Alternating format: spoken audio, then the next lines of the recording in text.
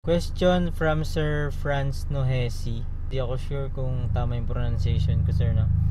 Musta naman fuel consumption, sir? Fuel consumption ni Brio, kasi si Brio 4-cylinder siya. Tipid na din kasi sabi ng iba, pag nagre-range ka ng mga 13, 12, tipid na yan panahon ngayon. Tapos yung sasakyan namin na to is CVT pa. What more pa kung naka manual, di ba? Pag manual transmission, mas tipid. Ang average ko sa city driving, mixed driving, 13. Average ko 13 yan.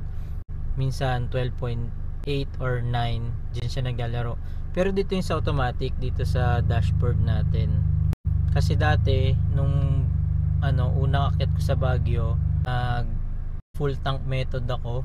Given yun na long drive, parang nag-average ako doon ng sa pagkakatanda ko, parang 17 or 19. Parang ganun yung full tank method nun.